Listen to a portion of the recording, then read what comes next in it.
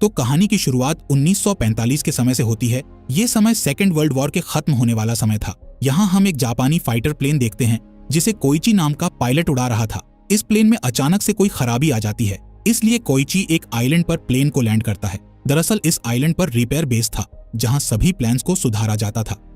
यहाँ कोइची ताचिबाना नाम के मैकेनिक से अपने प्लेन को सुधारने का कहता है।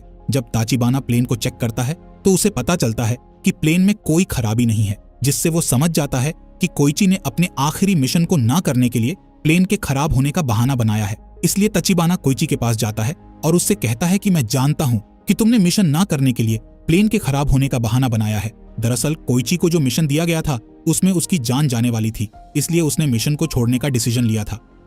यहाँ कोइची ताचिबाना से घबराकर उससे दूर चला जाता है और समुद्र के किनारे बैठ जाता है। तब एक मैकेनिक उसके पास आता है और उससे कहता है कि तुमने जो किया वो सही किया, क्योंकि इस मिशन में तुम्हारी जान जाने वाली थी। थोड़ी देर बाद कोइची समुद्र में कुछ मछलियों को देखता है जो कि मरी हुई थी, जिससे उसे बहुत अजीब लगता है, लेकिन वो इस बात पर ज्यादा ध्यान नहीं देता है। इसी तरह रात हो जाती है और कोइची बेस पर आ जाता है, जिस दौरान वहाँ इमरजेंसी अलर्ट बजने लगता है, जिससे सबको लगता है कि दुश्मन उन पर हमला करने वाले हैं। लेकिन सर्च लाइट से आसपास देखने पर उन्हें एक बहुत ही बड़ा क्रीचर दिखता है जो कि समुद्र से उनकी ओर आ रहा था। इस क्रीचर का नाम गॉडजिला है, जो दिखने में बहुत खतरनाक होता है। सभी लोग उसे देखकर चौंक जाते हैं और उससे बचने के लिए छिपने लगते हैं। इस बीच ताचिबाना कोइची से कहता है कि तुम एक फाइटर हो और तुम्हें अपने प्लेन में बैठकर गॉडजिला पर हमला करना चाहिए। इसलिए कोइची अपने प्लेन में जाकर बैठ जाता है, लेकिन जैसे ही गॉडजिला उसके सामने आता है तो वो बहुत घबरा जाता है और डर के कारण गोलियां नहीं चला पाता है। ये देख ताचिबाना और उसके साथी अपनी गन से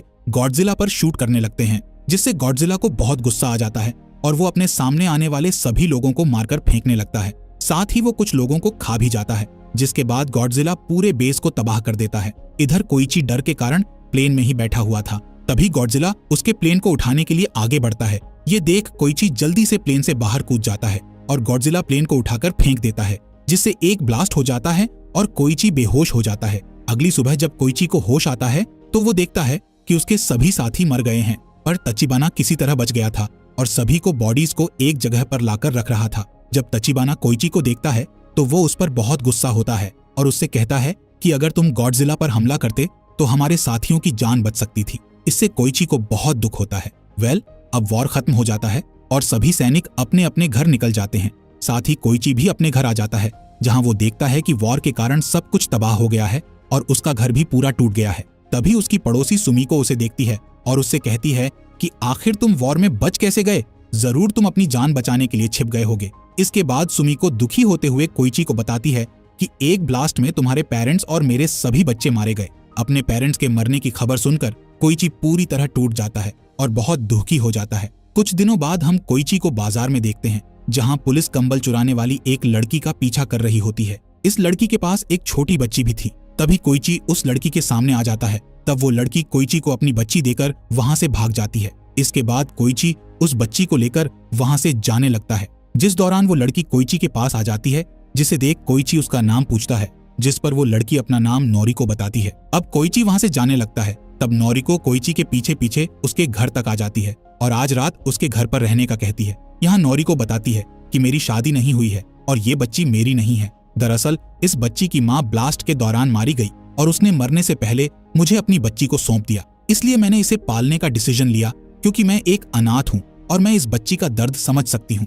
यहाँ कोइची नोरिको से कहता है कि वो डिनर करने के बाद यहाँ से चली जाए, लेकिन नोरिको बातें करते हुए कोइची के घर में ही सो जाती है। अगले दिन कोइची की पड़ोसी सुमिको कोइची से नोरिको और उसकी बच्ची के बारे में पूछती है।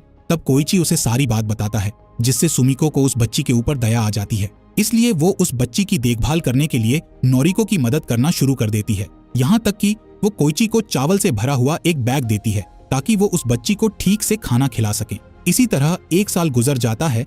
तब एक दिन कोइची नोरिको को बताता है कि उसे एक गवर्नमेंट नौकरी मिली है, जिसमें उसे समुद्र की गहराई में जाकर दुश्मनों द्वारा बिछाए गए माइन बॉम्ब को ढूंढना है और उन्हें हमेशा के लिए खत्म करना है, जिसके लिए मुझे अच्छे पैसे मिलेंगे। जिस पर नोरिको कहती है कि ये काम बहुत खतरनाक है, लेकिन कोइची उसे बताता है कि हमारे पास अपना पेट भरने का यही एक तरीका है। अगले दिन जब कोइची अपने काम पर जाता है तो उसे पता चलता है कि गवर्नमेंट ने उन्हें मामूली से हथियार और एक बोट दी है, जबकि नौकरी देने से पहले कोइची को अच्छे हथियार और अच्छी बोट देने का वादा किया गया था।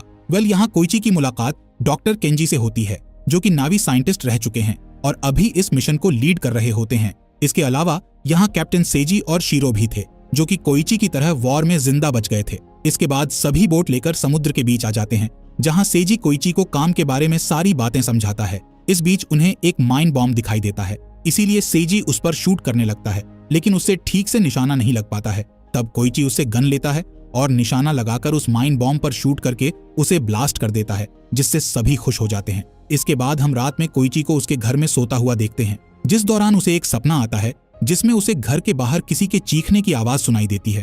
जब वो बाहर आता है तो देखता है कि गॉडजिला सभी मैकेनिक्स को मार रहा है। इस सपने को देखकर कोइची की नींद खुल जाती है और उसे लगने लगता है कि गॉडजिला ने उस दिन उसे भी मार डाला था और अब तक जो हुआ वो एक सपना था। इसलिए वो घबराकर नोरिको के पास आने लगता है, जिससे नोरिको डर जाती है और उसे धक्का देकर दूर कर देती है। जिसके बाद कोइची नोरिको को बताता है कि उसने वॉर में अपने पेरेंट्स और कई साथियों को खोया है, इसलिए उसे ऐसे सपने आते रहते हैं, जिस पर नोरिको उसे दिलासा देते हुए संभालती है। इसी दौरान अमेरिका अपने न्यूक्लियर बॉम्ब का टेस्ट करने के लिए समुद्र में न्यूक्लियर ब्लास्ट कर देती है। इसी समय गॉडजिला भी वहां मौजूद होता है, इसलिए उस पर न्यूक्लियर का इफेक्ट हो जाता है, जिससे वो और भी ज्यादा पावरफुल हो जाता है। कुछ समय बाद हम कोइची को देखते हैं, जो अपनी नौकरी से अच्छे पैसे कमा चुका होता है, जिससे वो एक बाइक भी खरीदता है और अपने घर को ठीक करवा लेता है। एक रात कोइची के घर पर केंजी, सेजी और शिरो डिनर करने के लिए आते हैं। यहाँ सभी को लग रहा था कि नोरिको कोइची की वाइफ है। तब नोरिको उन्हें बताती है कि वो कोइची की वाइफ नहीं है और ये बच्ची भी हमारी नहीं है। तभी वो बच्ची कोइची को पिता कहकर बुलाती है। तब कोइची के साथी उससे कहते हैं कि उसे नोरिको के साथ शादी कर लेना चाहिए और अपना परिवार बसा लेना चाहिए, पर कोइची मना कर देता है। एक दिन नोरिको को भी जॉब मिल जाती है। तब वो कोइची को समझाती है कि मैं अपने पैरों पर खड़ा होना चाहती हूँ। साथ ही वो कहती है कि तुम मेरे जाने के बाद अच्छी लड़की से शादी करके खुशी खुशी एक परिवार बसा सकते हो। इसके अलावा वो उस बच्ची के लिए कहती है कि हमारी पड़ोसी सुमी को बच्ची की देखभाल करने के लिए तैयार हैं, इसलिए हम दोनों को उसकी चिंता करने की जरूरत नहीं है। इस बीच सबको पता चलता है कि अमेरिका के न्यूक्लियर टेस्ट के कारण गॉडजिला बहुत पावरफुल हो चुका है और वो जापान की तरफ आ रहा है, जिसे पहुंचने में सिर्फ एक ही हफ्ता लगेगा। अगले दिन कोइची अपने साथियों के साथ काम पर जाता है। तब उन्हें समुद्र में एक बड़ा सा अमेरिकी शिप मिलता है, जो पूरी तरह से तबाह हो गया था। तभी कोइची की नजर पानी में मरी हुई मछलियों पर जाती है, जिससे वो समझ जाता है कि गॉडजिला उनके आसपास ही है और उसी ने अमेरिकी शिप का ये हाल किया है। अब कोइची अपने साथियों को गॉडजिला के बारे में बताता है, जिससे शीरो बहुत डर जाता है, क्योंकि उनकी छोटी बोट से गॉडजिला से नहीं लड़ा जा सकता था। इसीलिए वो यहाँ से भागने का सोचते हैं, पर उसी समय गॉडजिला पानी से बाहर निकलता है और उनकी ओर बढ़ने लगता है। तब केंजी और कोइची पानी में माइन बॉम्ब को फेंकते हैं ताकि वो गॉडजिला के ऊपर ब्लास्ट कर सके, लेकिन गॉडजिला पर माइन बॉम्ब का कोई असर नहीं होता है। इसलिए कोइची उस पर मशीन गन से शूट करने लगता है, लेकिन गोलियों का भी गॉडजिला पर कुछ असर नहीं हो रहा था। जिसके बाद केंजी एक और बॉम्ब पानी में डाल देता है, पर उस बॉम्ब को ब्लास्ट करने वाला तार टूट जाता है। इसीलिए कोइची उस बॉम्ब पर शूट करके उसे ब्लास्ट करने की कोशिश करता है, जिस दौरान बॉम्ब गॉडजिला के मुंह के पास चला जाता है और वो कोइची की गोली से ब्लास्ट हो जाता है, जिससे गॉडजिला की एक आंख और उसके मुंह का बड़ा हिस्सा टूट जाता है। पर थोड़ी ही देर में गॉडजिला के घाव ठीक हो जाते हैं और वो गुस्से में पानी से बाहर निकलकर बोट पर हमला करने लगता है। इसी दौरान वहां जापान की आर्मी आ जाती है और गॉडजिला पर अंधाधुंध गोलियां चलाने लगती हैं, जिससे गॉडजिला और भी ज्यादा गुस्से में आ जाता है और आर्मी वाली शिप पर हमला कर देता है। पर आर्मी उस पर गोलियां चलाना बंद नहीं करती है। इतनी गोलियां लगने के बाद गॉडजिला बहुत घायल हो चुका था, इसलिए वो समुद्र में चला जाता है और फिर अचानक से बाहर आकर आर्मी की शिप को एक पल में खत्म कर देता है। जिसके बाद गॉडजिला दहाड़ता हुआ टोक्यो शहर की ओर जाने लगता है, जहां नोरिको ने अभी अभी जॉब ज्वाइन की थी। कुछ समय बाद हम कोइची को एक हॉस्पिटल में देखते हैं। वो अपना इलाज कराकर घर जाता है। तब नोरिको उसकी हालत देखकर बहुत दुखी होती है और उससे सवाल करने लगती है कि आखिर तुम इतने परेशान क्यों रहते हो और मुझे कुछ बताते क्यों नहीं हो? क्या तुम मुझे कुछ भी नहीं मानते?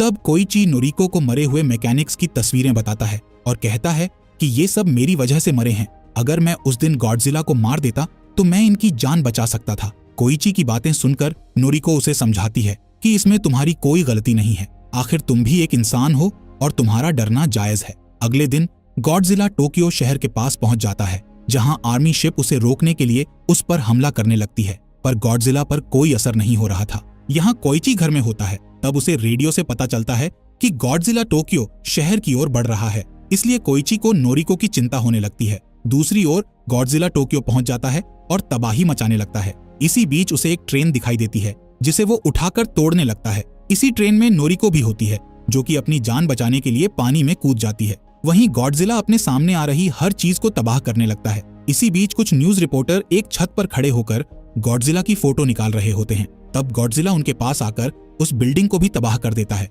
जिससे वो सभी मारे जाते हैं।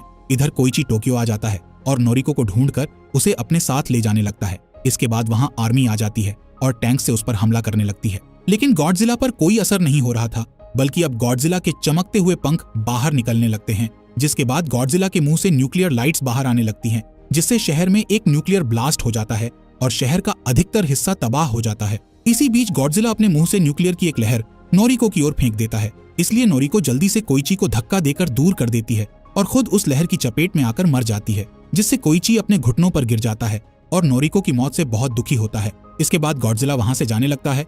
तब कोइची उसे देखकर गुस्से में चिल्लाने लगता है। कुछ समय बाद न्यूज पर बताया जाता है कि गॉडजिला के हमले में 30,000 लोग मारे गए और 20,000 बिल्डिंग्स तबाह हो गई। इधर सभी नोरिको की मौत से दुखी थे, जिस दौरान केंजी कोइची को बताते हैं कि गवर्नमेंट ने गॉडजिला को मारने के लिए हमारे जैसे लोगों को चुना है। इसके बाद कोइची और उसके साथी एक मीटिंग में जाते हैं, जहां आर्मी कैप्टन ने उन लोगों को बुलाया था जिन्हें गवर्नमेंट ने गॉडजिला को मारने के लिए चुना था। यहाँ कैप्टन सभी से कहता है कि हमारी कोई भी मदद करने वाला नहीं है, इसलिए हमें खुद मिलकर गॉडजिला को मारना होगा।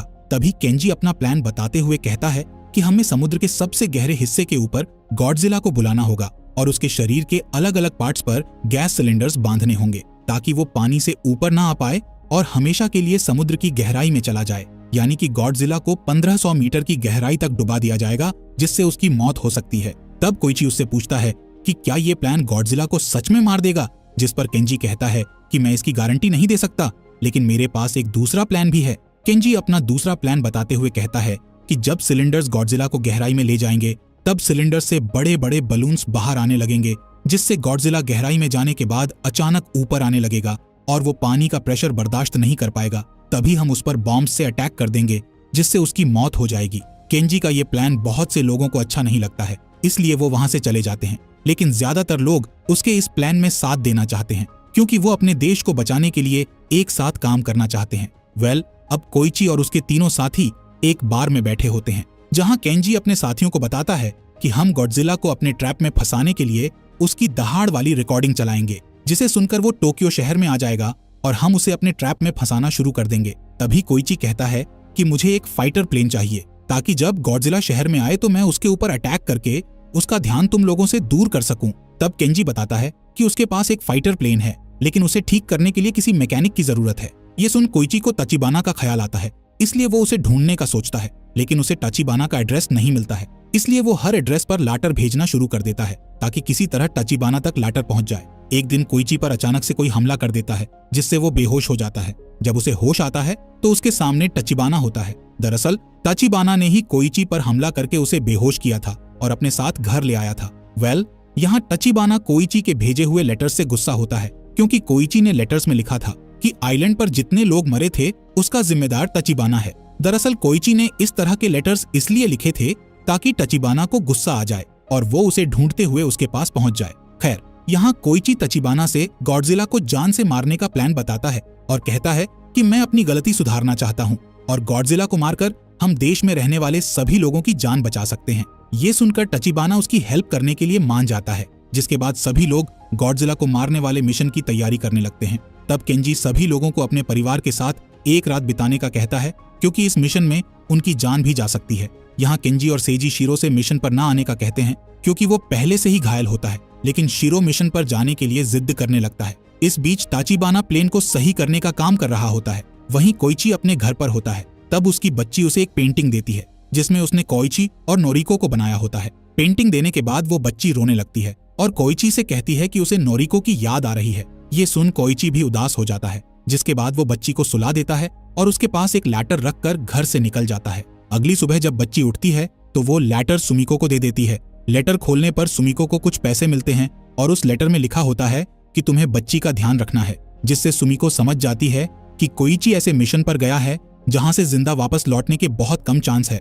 इधर तचिबाना कोइची को बताता है कि उसने प्लेन को सही करके उसके कुछ पार्ट्स को बदल दिया है। इसके अलावा उसने प्लेन में सभी हथियार फिट कर दिए हैं। अब तचिबाना कोइची को मोटिवेट करने के लिए उसे याद दिलाता है कि किस तरह गॉडजिला ने उनके मैकेनिक साथियों और नोरिको को मार डाला था। इसीलिए गॉडजिला को मारकर उसे सभी लोगों की मौत का बदला लेना है। अगले दिन सभी मिशन पर आते हैं और गॉडजिला को बुलाने के लिए पानी में एक डिवाइस डाल देते हैं, जिसकी आवाज सुनकर गॉडजिला शहर में आ जाता है और एक शिप को उठाकर फेंक देता है। तब कोइची अपना प्लेन लेकर गॉडजिला के पास आ जाता है। वहीं केंजी सभी लोगों से अपनी प्लान की हुई सारी चीजों के साथ आगे बढ़ने का कहता है। इधर कोइची गॉडजिला का ध्यान भटकाने के लिए उस पर गोलीबारी शुरू कर देता है, जिससे गॉडजिला गुस्से में आकर प्लेन का पीछा करने लगता है और समुद्र के उस हिस्से में आ जाता है जहां उसके लिए केंजी ने ट्रैप बिछाया हुआ था। यहाँ गॉडजिला को 2 शिप्स दिखाई देते हैं, लेकिन उन पर कोई भी इंसान मौजूद नहीं था। गॉडजिला अपनी न्यूक्लियर लाइट से शिप्स पर अटैक करके ब्लास्ट कर देता है, जिससे गॉडजिला को भी चोट आ जाती है।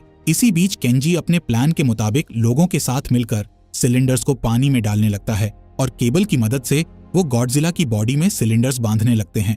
इस दौरान कोइची लगातार गॉडजिला को गोली मार रहा होता है ताकि उसका ध्यान केंजी की शिप्स पर ना जाए। अब जैसे ही गॉडजिला न्यूक्लियर लाइट से हमला करने वाला होता है कि तभी सिलेंडर्स उसे पानी के अंदर ले जाते हैं, लेकिन इससे उसकी जान नहीं जाती है। इसलिए केंजी उसे वापस ऊपर लाने के लिए बलून्स को फुला देता है, लेकिन गॉडजिला बलून्स को फोड़ देता है। इसलिए केंजी और उसके लोग शिप्स में लगी क्रेन से गॉडजिला को खींचने की कोशिश करते हैं, जिससे उनकी एक क्रेन गिर जाती है। इसी दौरान शीरो कुछ लोगों के साथ वहां आ जाता है और गॉडजिला को खींचने के लिए केंजी की मदद करने लगता है। बड़ी मुश्किल से गॉडजिला दोबारा बाहर आता है और अब वो बहुत घायल दिखाई दे रहा होता है। इसके बाद गॉडजिला अपनी न्यूक्लियर लाइट बाहर निकालने लगता है, जिससे उसका शरीर पूरा नीला दिखाई देने लगता है। ठीक इसी समय कोइची अपना प्लेन सीधे गॉडजिला के मुंह में घुसा देता है, जिससे एक बड़ा सा ब्लास्ट हो जाता है और गॉडजिला मारा जाता है। इधर सभी लोग कोइची के लिए बहुत दुखी होते हैं, क्योंकि ब्लास्ट में उसकी जान भी जा चुकी थी। तभी सभी लोगों की नजर आसमान की ओर जाती है, जहां कोइची एक पैराशूट से नीचे आ रहा होता है। दरअसल ताचिबाना ने कोइची को जिंदा रहने के लिए कहा था और उसने प्लेन की सीट में एक पैराशूट फिट कर दिया था। सभी लोग कोइची को सलामी देते हैं। जब कोइची किनारे पर आता है तो उसके पास सुमिको आती है और उसे एक लेटर देती है, जिसे पढ़कर कोइची जल्दी से हॉस्पिटल की ओर भागता है, जहां हम देखते हैं कि नोरिको अभी जिंदा है। कोइची उसे देखकर बहुत खुश हो जाता है और उसकी गोद में सर रखकर रोने लगता है। इस बीच समुद्र के अंदर हम गॉडजिला के मांस का एक टुकड़ा देखते हैं, जिससे गॉडजिला दोबारा जिंदा हो रहा होता है, यानी कि गॉडजिला पूरी तरह से नहीं मरा था। इसी के साथ ये मूवी यहीं पर एंड हो जाती है। फॉक्स एक्सप्लेनर चैनल को सब्सक्राइब करने के लिए आपका दिल से शुक्रिया।